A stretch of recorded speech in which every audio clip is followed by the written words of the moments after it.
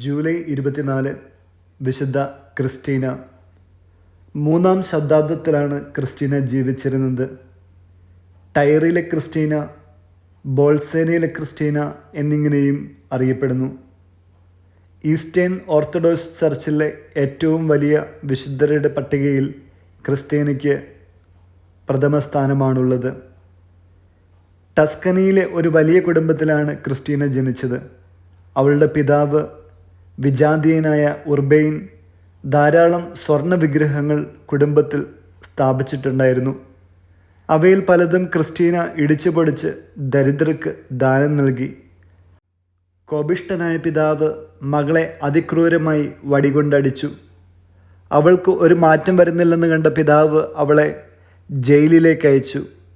ജയിലറിയിലും അതികഠിനമായ പരീക്ഷണങ്ങളാണ് ക്രിസ്റ്റീന നേരിടേണ്ടി വന്നത്. അവളുടെ പച്ചമാംസത്തിൽ കൊളുത്തുകൾ കൊണ്ട് വലിച്ചു കീറി. പിന്നീട് അവളെ ഒരു മർദ്ദനോപകരണത്തിൽ കിടത്തി അതിൻ്റെ ചുവട്ടിൽ തീവച്ചു. തീജ്വാല പീഡകർക്ക് നേരെ തിരിഞ്ഞപ്പോൾ അവർ ഭയപ്പെട്ട് അവളെ അതിൽ നിന്ന് പുറത്തിറക്കി. പിന്നീട് അവളുടെ കഴുത്തിൽ ഭാരമേറിയ ഒരു കല്ല് കെട്ടി ബോൾസിന തടാകത്തിൻ്റെ അടിത്തട്ടിലേക്ക് വലിച്ചെറിഞ്ഞു. പെട്ടെന്നൊരു മാലാഖ അവിടെ പ്രത്യക്ഷപ്പെട്ട് അവളെ ആ തടാകത്തിൻ്റെ അടിത്തട്ടിൽ നിന്ന് രക്ഷിച്ച് കരയിലേക്ക് എത്തിച്ചു. ഇതിനിടയിൽ അവളുടെ പിതാവ് വിദ്വേഷത്തോടു കൂടി തന്നെയാണ് മരണമടഞ്ഞത്. ക്രിസ്റ്റീനയുടെ ക്രിസ്തീയ വിശ്വാസത്തിന് ഒരു മാറ്റവും വരുന്നില്ലെന്ന് കണ്ട പീഡകർ ന്യായാധിപൻ്റെ നിർദ്ദേശപ്രകാരം ഒരു തീച്ചൂളയിൽ ക്രിസ്റ്റീനയെ ദഹിപ്പിക്കുവാൻ ഉത്തരവിട്ടു. ആപത്തുകളിൽ ദാനിയേലിന് കൂട്ടിരുന്ന ദൈവം ക്രിസ്റ്റീന കിടന്ന തീജ്വാലയുടെ മധ്യേ ഇറങ്ങി വന്നു. 5 ദിവസം തീജ്വാലകൾക്ക് അവളുടെ ശരീരത്തെ സ്പർശിക്കുവാൻ സാധിച്ചില്ല. പിന്നീട് അധികാരികൾ അവളെ ഒരു സർപ്പക്കാട്ടിലേക്ക് വലിച്ചെറിഞ്ഞു. അവിടെയും ഈശോ അത്ഭുതകരമായി ക്രിസ്റ്റീനയെ രക്ഷിച്ചു. പിന്നീട് അവളുടെ നാവ് മുറിച്ചു കളയുകയും അസ്ത്രങ്ങൾ കൊണ്ട് ദേഹം കുത്തിത്തുളയ്ക്കുകയും ചെയ്താണ് അവളെ കൊലപ്പെടുത്തിയത്.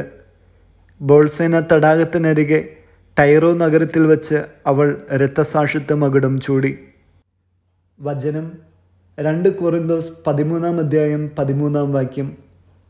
കർത്താവായ യേശുക്രിസ്തുവിൻ്റെ കൃപയും ദൈവത്തിൻ്റെ സ്നേഹവും പരിശുദ്ധാത്മാവിൻ്റെ സഹവാസവും നിങ്ങളേവരോടും കൂടെ ഉണ്ടായിരിക്കട്ടെ. വിചിന്തനം. നമ്മുടെ കർത്താവായ യേശുക്രിസ്തു ഓരോ മനുഷ്യനിലും ഓരോ ധർമ്മം നിശ്ചയിച്ചിരിക്കുന്നു. ചിലർക്ക് ഈശോയുടെ പീഡാസഹനത്തിൽ പങ്കുചേരുവാനുള്ള വിളിയായിരിക്കാം.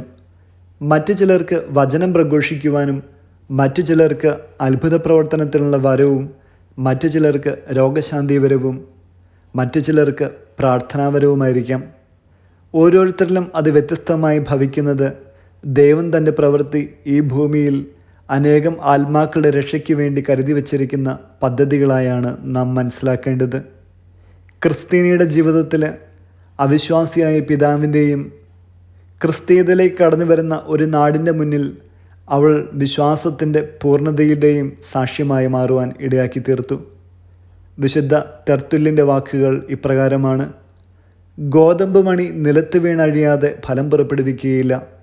രക്തസാക്ഷികളുടെ രക്തമാണ് ക്രിസ്ത്യാനികളുടെ ബീജം.